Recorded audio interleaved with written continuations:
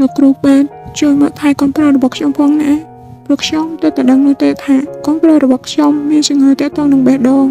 ខ្ញុំមិនចង់ឃើញកូនរបស់ខ្ញុំត្រូវស្លាប់ទាំងវ័យក្មេងនោះទេបាទលោកខ្ញុំនឹងព្យាយាមមើលថែគេឲ្យពីសមត្ថភាពរបស់ខ្ញុំដឹងថាវាមើលទៅអាចនឹងប៉ះពាល់ដល់ជីវិតរបស់គេប៉ុន្តែលោកក៏ត្រូវទុកចិត្តមកលើខ្ញុំដែរណាខ្ញុំនឹងព្យាយាមធ្វើឲ្យកូនរបស់លោកអាចរួចផុតពីជំងឺមួយនេះបាននេះជាលុយបន្តិចបន្តួចក្នុងខែដំបូងរបស់លោកណាលោកគ្រូពេទ្យហើយខ្ញុំត្រូវទៅធ្វើការនៅបរទេសអាចនឹងទៅរៀនយូរដែរដូច្នេះខ្ញុំទុកចិត្តទៅលើលោកគ្រូពេទ្យហើយណាបាទលោកមិនអីនោះទេលោកកុំបារម្ភចំពោះគេអីណា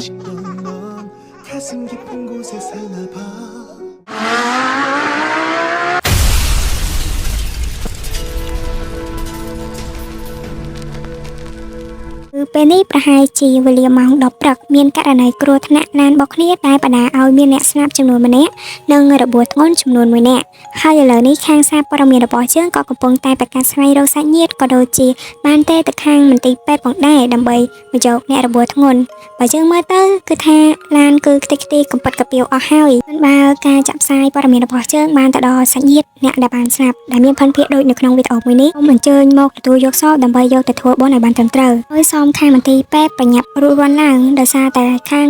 មកខាងទៀតហ្នឹងគឺគាត់អាការៈរបស់គាត់គឺធ្ងន់ធ្ងរខ្លាំងមែនតើបើមិនចឹងទេអាចបណ្ដាលឲ្យគាត់នឹងបាត់បង់ជីវិតទៅមួយទៀតក៏ថាបាន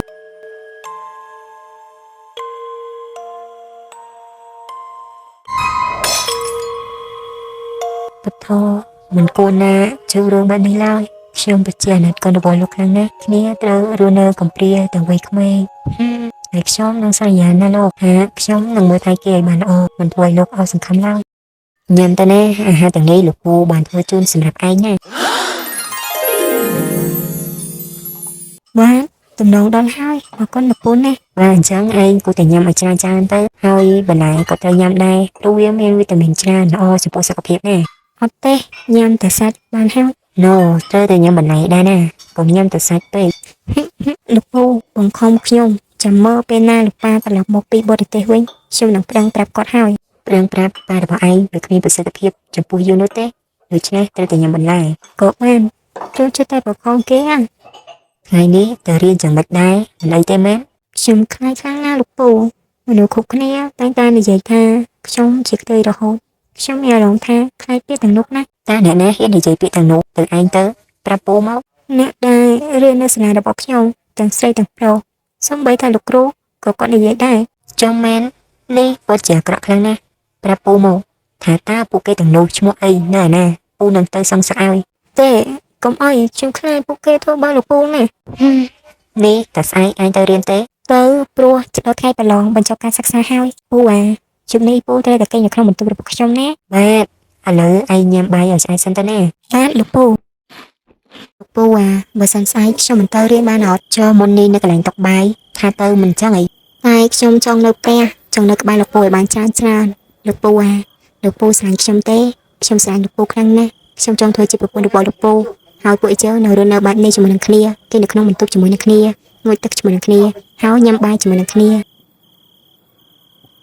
មិនបានទេត្រូវតែទៅរៀនហើយឯងឈប់និយាយបាក់នេះទៀតឬនៅលោកពូស្រឡាញ់ឯងមិនអាចលើសរវាងពូនិងក្មួយបាននោះទេឥឡូវឯងគេទៅណាជប់ហើយទេលោកពូមិនត្រូវស្រឡាញ់ខ្ញុំចឹងទេខ្ញុំធ្លាប់ឮគេនិយាយថាស្នេហាក៏ចេញពីការស្រឡាញ់ពីដៃគូរបស់ខ្លួនតែដោយសារតែលោកពូក៏ស្រឡាញ់ខ្ញុំហើយខ្ញុំក៏ស្រឡាញ់លោកពូ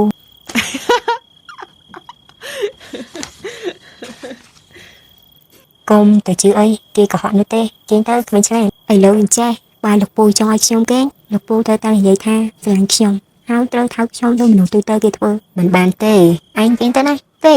បើលោកពូមិននិយាយពាក្យស្រឡាញ់មកកាន់ខ្ញុំហើយនឹងមិនថោកខ្ញុំទេចាំខ្ញុំធ្វើខ្លួនឯងវិញ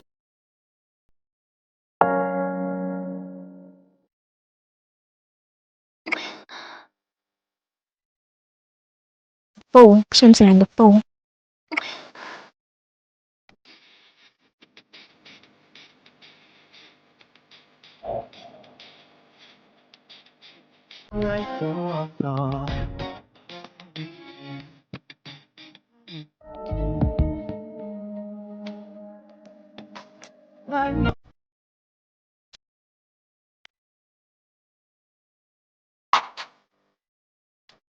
លោកពូទៅណាបាត់ហើយ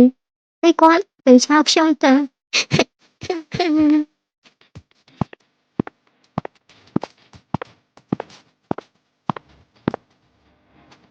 mấy bạn khớp mốc dương chẳng khớp mốc từ tất hai nhắm bài được bộ văn quả hai hai ai lục bộ nơi tên này teo bê mà khăn từ tất mà lục bộ ngồi tập cho mình xem thế ở tề rồi lục bộ vì từ thua ca thế đấy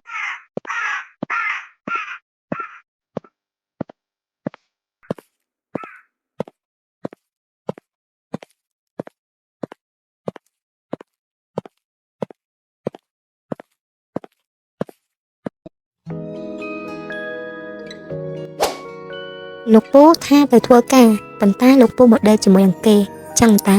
លោកពូមិនព្រមស្រឡាញ់ខ្ញុំ យ៉ាងម៉េចហើយលោកគ្រូប៉ែតសុខសប្បាយជីទេខានជួបគ្នាយូរហើយ បាទសុខសប្បាយធម្មតានោះទេចុះអ្នកនាងវិញហ៎ សុខសប្បាយដូចមិនសោកព្រោះតែគ្មានអ្នកហៅបេប៊ីហ៎ លោកពូក៏ហក់លោកពូលេងស្រឡាញ់លេងត្រូវការខ្ញុំហើយចាំមើលពេលដើរទៅលោកមកផ្ទះវិញខ្ញុំនឹងវាយលោកពូមិនខាននោះទេ Hello លោកពូមកវិញហើយណាគេនៅណា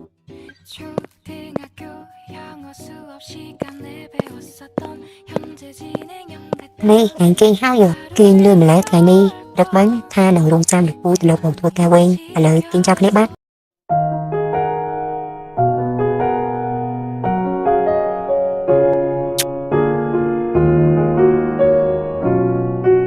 នេះតាលោកពូធ្វើអីហ្នឹងមិនទាន់គេងទេគ្មានអីទេគេងទៅយប់ហើយលោកពូរកទៅងុយទឹកសិនណាមួយស្អាតណាស់ងុយជាមួយដែរមកលោកពូឯងធំហើយមិនមែននៅក្មេងទេបាទហើយពូទៅងុយទឹកហើយបាទងុយទឹកជាមួយនឹងគ្នាពូថ្ងៃនេះលោកពូពិតជាទៅធ្វើការមែនអត់កុំកុហកក្មេងណាបាទពូទៅធ្វើការតាមានអីមែនចុះម្នាក់ស្រីនោះជាណាគេដែរនេះឯងតាមពូមែនប្រាប់មកថានាងជាណាគេជាសង្សារលោកពូមែនអត់ទេត្រឹមជាអ្នកស្គាល់គ្នាប៉ុណ្ណោះកុហកលោកពូកុហកខ្ញុំឃើញអ្នកទាំងពីរញញឹមដាក់គ្នាខ្លាំងណាស់នាងគ្រាន់តែជាមិត្តនោះទេហើយឯងមានឃើញអីខ្លះអត់បានជាសួរអញ្ចឹងមានអីនោះទេលោកពូស្អែកទៅមកកុនទេក្មួយចង់ទៅមើលអីណាមែនណាពូរវល់ណាចាំមានពេលចាំយើងទៅមើលណអញ្ចឹងក៏បានដែរ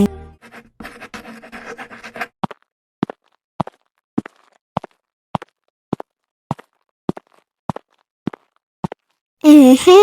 កំពុងតែមើលអ្វីហ្នឹងធ្វើអីណាមកអង្គុយទៅសេអានសិភៅគេក៏គ្នាទៅក្រៅអស់ហើយមិនមិនចេញទៅនឹងគេដែរអញ្ចឹងយើងគិតថាប្រហែលជាគ្មានអ្នករាប់ជាមួយដឹងបើចរិតជេកអញ្ចឹងនោះសំបីតែយើងក៏មិនចេះដើរជាមួយដែរចរិតជេកអញ្ចឹងតាបានអង្គុយអានសិភៅទៅសេអញ្ចឹងសំខាន់សិភៅហ្នឹងប្រភេទ BO ទីសង្ស័យចរិតហ្នឹងឆ្លាញ់មនុស្សប្រុសហ្មង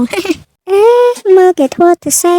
អញខំនិយាយប៉ុណ្ណឹងហើយអត់មាននិយាយឆ្លើយឆ្លងមកពួកយើងសោះក៏មែនហ្នឹង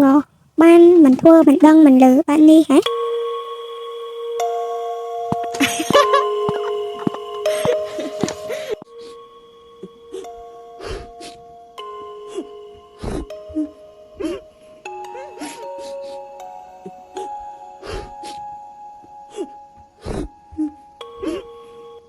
យកចិត្តមកទៅញ៉ាំបាយឯងនៅស្ងំធ្វើអីក្នុងបន្ទប់ហ្នឹងហ៎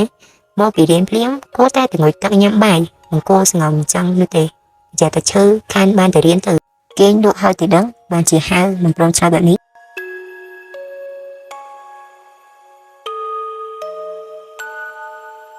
នេះតើគេកាត់អីនៅសោកមួយបទវាចិត្តសាវនីអ្នកណាធ្វើអីឲ្យគេមិនស្គាល់ចិត្តទៅដឹង